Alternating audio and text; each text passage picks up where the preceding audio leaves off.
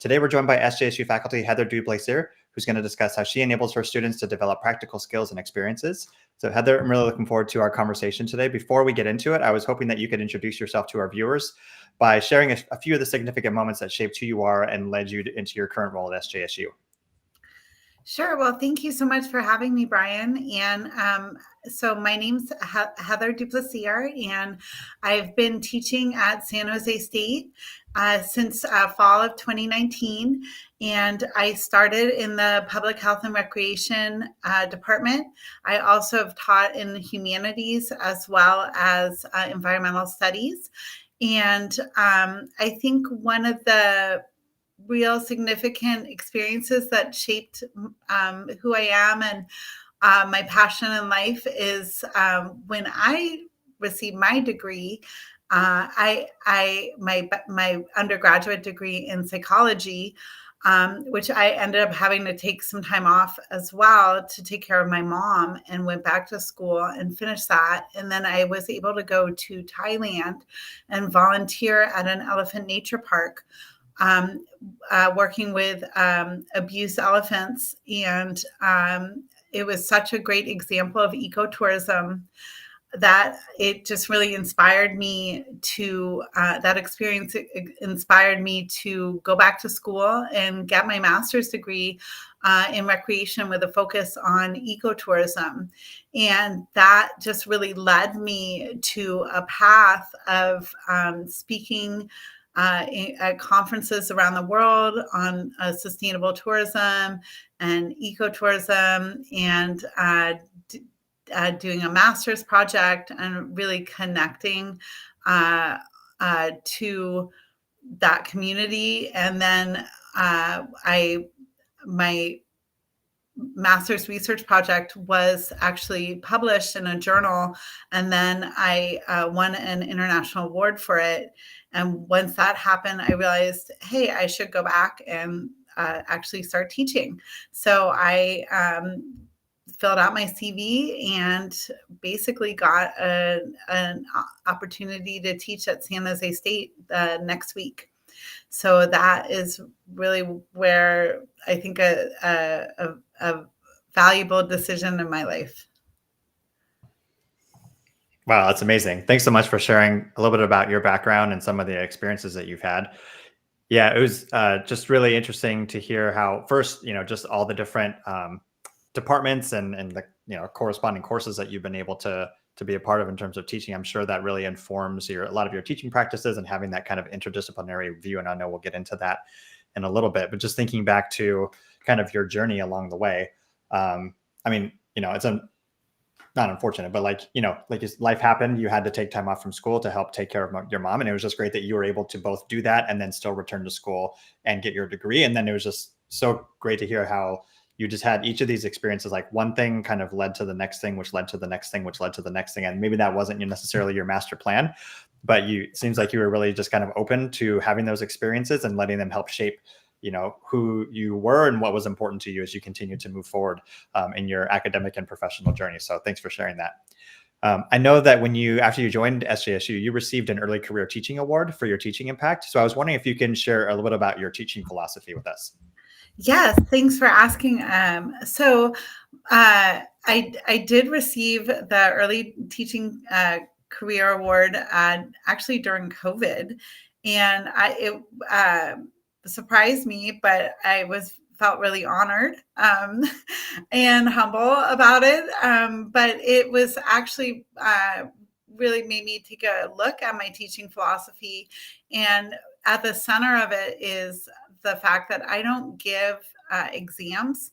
I barely give quizzes. I really think that experiential learning is the most significant. It has the most significant impact and resonates with students the most. And just going back to when I volunteered at the Elephant Nature Park, that was, an experiential learning experience for me. So I want to give that to my students. So a major part of all my courses is basically giving them practical based learning activities and assignments. So things like attending events with organizations and volunteering with organizations and connecting with industry leaders. I think that those are things they can put on their resume, and it has much more impact. And I've, found this both in students' comments after classes, as well as in reading their work. So that's my basic teaching philosophy there. That's awesome. It's really great to hear. One, I'm a big proponent of experiential learning as well. So it's great to hear that that is really a lot of the center of your teaching philosophy and your practices. But I think it's also really helpful for a lot of our viewers who are people, thinking about completing their degree online and wondering what is that experience going to be like and how are they going to be able to apply that or transfer what they learn from that experience into their lives or into their careers. And I think a lot of people are looking for a lot of those really hands-on or types of experiential learning. So it's just good to know that even in an online environment, those types of opportunities are available as well. And I think you're teaching the course Nonprofit Leadership and Management, if I'm not mistaken. Can you talk a little bit about what that course consists of and maybe share an example or two of some of the experiences that students have in the course? Yes. So the nonprofit leadership and management course that I teach is it's a survey course. So it just gives a window to students into what it's like to lead in a nonprofit setting. So it really gives a history, and then takes students through all the different components of a nonprofit, and how it's different than working in the for-profit sector or the government sector. And so basically, students in my class get to connect with a real life agency, and in a in the in the field that they would be interested in. So, for example, if somebody is interested in, say, working with homeless people, then they would be able to connect with an agency. And I suggest agencies for them, and then they would interview somebody from that agency and be able to develop an idea for a nonprofit of their own based on their interview, as well as I have them volunteer with either that agency or a similar agency, and reflect and write on that experience. And the students have commented to me throughout the time I've been teaching this, that is the most impactful, is the volunteer work that they get to do. And I do provide virtual options for volunteering for those who don't have a lot of time to get out into the field. But those are activities that they can actually put on their resume. And and then they also, by interviewing experts in something that they might be interested in, then they get to connect with these people in this industry that they might be able to have opportunities with after the class ends. That's awesome. It sounds like a really great balance of learning about some of the theory and research related to nonprofit leadership and management, and really bridging that with the practical side of it, the experiential learning, like you said, and getting connected to actual organizations that are doing this type of work and getting a really firsthand account and firsthand experience of what that's like. And like you said, something that is valuable enough to be able to put on their resume and to be able to utilize as they're looking to advance their academic lives or their professional lives, whatever it may be.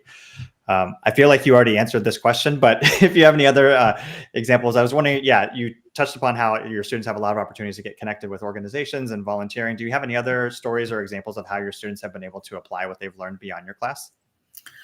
I think that, really in terms of examples, I've had students since I first taught this back in the summer of 2022 reach out to me after they were able to connect with an expert and say, this expert was able to, in the industry that they're interested in, offer them opportunities and suggestions of other people to connect to as well. So it's not just they just connect to this one person.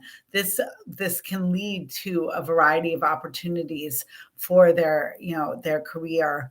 And I just suggest that they be open to different opportunities, because just like my experience with volunteering at the Elephant Nature Park and then going into grad school really opened up a lot of opportunities for me.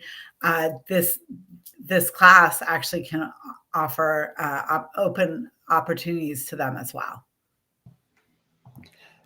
Yeah, it's amazing. I think like you alluded to there, it's really like the ripple effect. Like you said, it's not just getting connected to one person or one organization, but what does that lead to in terms of their networking, or what future opportunities might it open up that they hadn't even considered before, or wouldn't have been aware of or had access to had they not gone into this first that made this first connection or had this first experience to start with.